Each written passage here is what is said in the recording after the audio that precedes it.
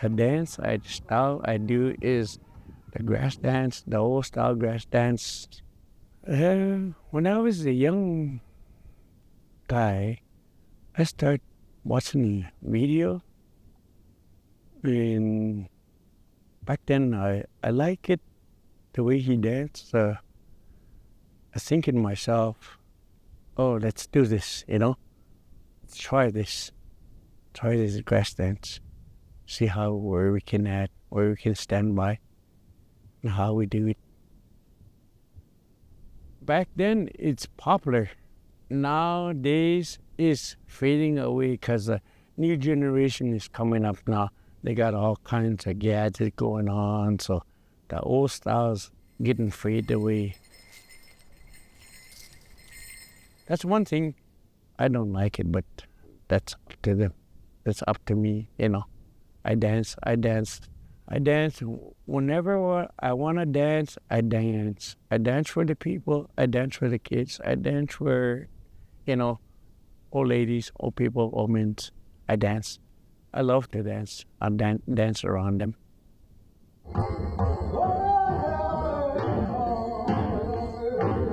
Yeah, everyone would definitely practice when, our dad was singing. And I would sometimes practice at home as well. And we would see other people, we would learn from others as well, too. So that's how we will always practice almost every day. Yeah. Because I take that as a Highwood windgrass dancer is because my dad is a Highwood wind singer, okay? So I follow up my dad singing all the powwows. So I like that Highwood wind singer. So I took that as a grass dancer and I added on to my dancing.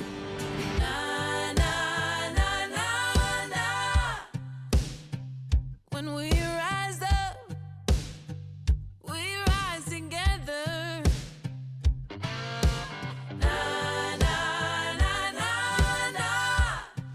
Oh, the kind of dancing practice I do is just, it's old style grass dance you do back then. But now these days they do contemporary. Contemporary is you do more styling than what you got to do is for your style dancing. Yeah, everyone dances their own style. And then, like with me, I would dance my own style. I would make up, do my own moves. It depends on how I feel with the drum beat, and then with the bead work as well too, and the designs that I would come up with my own, like my outfit, and so is my brother. It's the same. And then my brother, for him practicing, he would place first all the time, every powwow. Him and I would place first. Like sometimes he'll play first, I'll play second. It's always back and forth. And then so for him playing first almost at every powwow, it's when you place first almost at every powwow, it's like you're known as like the world champion. So that's how my brother is known as the world champion. So that's how he, that's his reputation. And a lot, like I said, a lot of people know him.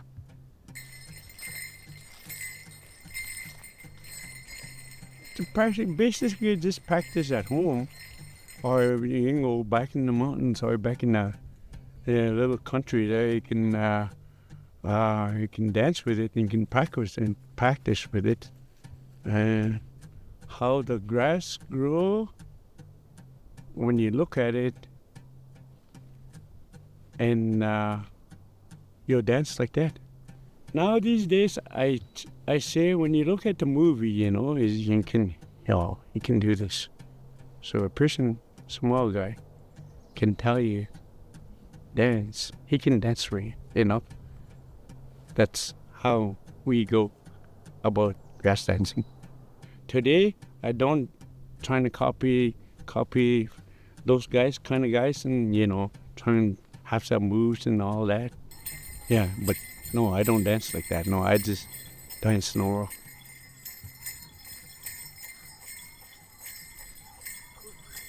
Way back in the days, in our teepee days, it means that the men that they go out and they're looking for medicine. Every time when they go out and dance, it's to showing that they've found the medicine, and they're taking that back to their teepee village, to their families, and that it also means that like, the medicine that they have, that they're gonna use that to heal the family, their family.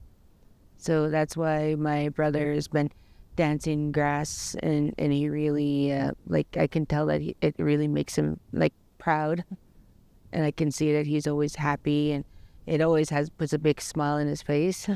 It is changing like out there, but with me, with my style, I really try not to change it as much, but just the designs. And I know when some people, when they ask me to make them a ribbon dress or beaded earrings or something like that, that I notice that that's like the way they want it. It's a little bit changing, but I try to do it the way other people want it when they like ask me to do it for them. But within my style, the Stoney way, no, I just try to keep it traditional as much as I can, and try and pass it down to my daughters as well too. So. That what we've seen in celebration power going on all over the world, the grass dance came up popular. All the tribes have different stories of this grass dancing. We were amongst the Stoney tribe, what we seen from, and the story told us from Grandpa Paul Amos, and that's how we started. Now the other tribes, many tribes out there have their story too on the grass dancing. This style up to this point, that everybody really like enjoying the grass dance. They have their ways of grass dance. And as they're seeing in powwows, young people, they follow up the next generation. Some of them families like us, we pass on to the next generation. Who will be, or sometimes we follow good dreams too, Good dreams Creator gives us. Good dreams we follow the good spirits they have, For many years, it's a tradition they pass down, but some of the people, they don't really know. Grandpa and my late dad taught me how to spiritual song and powwow and drumming. He said, you go to a little bush tree, a white poplar tree. You tie 4 white poplar trees, you tie sinew around. When you tie that sinew around, you play with your finger or tapping with your drumstick. It made it sound. When that sound, you pick it up, and then the spiritual again, or with a dream, all of a sudden the song came to you in your spirit. You made that song. And which is that song came from a lot of spiritual around from the Creator. It's gift to you to sing that, in order to sing right, to sing that song. Yeah, it's gift to you. It's you. When you make that song, because you're the one that had dream, the spirit from the Creator in the spiritual life, that's your song. Yeah. Me and my dad sing spiritual songs. They come from the mountains, they come from the trees, they come from bears, they come from animals, They come talk to you. They tell you to sing that, and you hum along or whatever, And I start singing it, and you go with it. That's how we go. Like everyone's been doing their own kind of style, adding stuff with me, I do ribbon dresses, and when I do them, it's like I feel that I add more flowers to it, more brighter colors, because within the Stoney culture, we like bright colors, flowers. That's our main colors for tradition. And so it's like every person, yes, they do add stuff into it. Like even with painting, sometimes it's kind of hard for like the older generations to accept that, because things are changing, and like everyone's trying to make it a little bit different. So the older generations are really trying their best to accept it. Being a generation, they pass down to the younger people, the younger generation.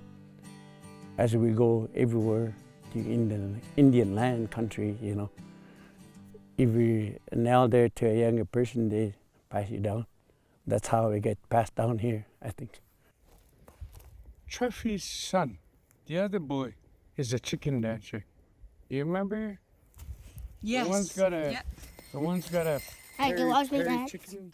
And I always wondered when we'd go with my parents and we'd go traveling, and then we'd be coming back from somewhere from a trip, and my parents would say, call your spirit back or call your name back. And so they'd be calling my name and my siblings' name. And I'd be like, why are you calling them? We're right here. Like, I'm right here with you. And then realizing later that it was a way of a tradition of, it's a spiritual thing that you do, but it's also bringing you back to who you are as a person. Because sometimes when we go away and travel somewhere and we really like being there, our spirit can actually stay there. And then we need to call our spirit back so that we feel whole. Because sometimes if you go somewhere and you notice the feeling's kind of off after you've been there, or you go home after something, and then you don't feel quite yourself, then you would call your spirit back. And so I found in that way that we do that. So I do that with my girls with traveling to powwows, round dances, different things. And then when I start working with women, I saw that we could use it in a way of self-care, especially with domestic violence, family violence. It was really important to do it in that aspect, because we know sometimes things happen that we're not used to that can be traumatic. And so calling your spirit back really helps to ground the mom. And it's teaching her a skill that she might not have known. And then she can teach it to her kids too. Like a river through the mountains, a western wind that feeds the flame. He's the only one out in, especially out in our community, the only one that was practicing dancing traditional grass. Yeah, no one has done it before. So right now he's the one, but we really try our best to help other younger generations for them to learn this style of grass dance, like the way his style of grass, when my sons or his son carry it on, and then they're gonna maybe add something different, a little bit different to it, and then make it their own. That's what everyone does. So I still dance now, though.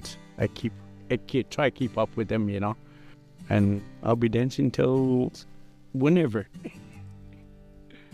Somebody will pick it up, to the families, neighbors, your kids or your grandkids or your cousin kids, they can pick it up, If they know how to dance, they can pick it up, I don't